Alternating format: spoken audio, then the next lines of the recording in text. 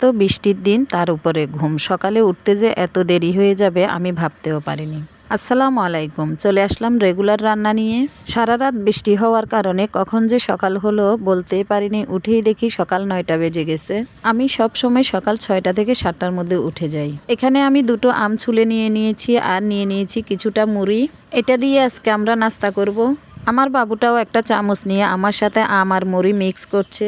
ওকে খাওয়ানোর জন্য আমি এখানে সামান্য পরিমাণের জাল করা দুধও নিয়ে নিয়েছি।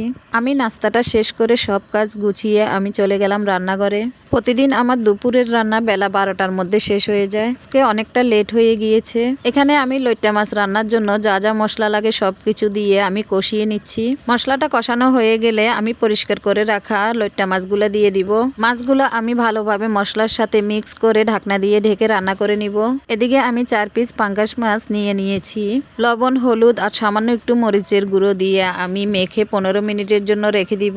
আমার বাচ্চা পাঙ্গাস মাছ ছাড়া আর কোনো মাছই খেতে পারে না, ওর জন্য এগুলো আমি ভেজে নিব।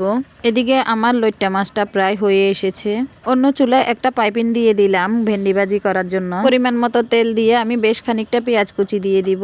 পেঁয়াজটা ভাজা হলে সামান্য একটু রসুন বাটা, হলুদ গুঁড়া, লবণ, কাঁচামরিচ দিয়ে ভেন্ডিটা দিয়ে দিব।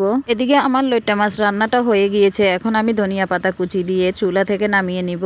আমার এই ভিডিওগুলো যদি আপনাদের ভালো লেগে থাকে লাইক, কমেন্ট, শেয়ার করে দিবেন। আগামী ভিডিও দেখার জন্য ফলো দিয়ে পাশে থাকবেন। এদিকে আমি ভেন্ডি ভাজিটা ভালোভাবে করে নিচ্ছি। 15 মিনিট পরে মেখে রাখা মাছগুলোও ভেজে নিচ্ছি। আমার বাচ্চাকে খাওয়ানোর জন্য আমি একটা আলু ভেজে নিয়েছিলাম। ও সস খেতে খুবই পছন্দ করে, তাই আমি আলুর সাথে ওকে একটু সসও দিয়ে দিয়েছি। ও বলছে ওর আলুর প্লেটটা ভিডিও করার জন্য, তাই করে নিলাম আজকে এ পর্যন্ত। আল্লাহ হাফেজ।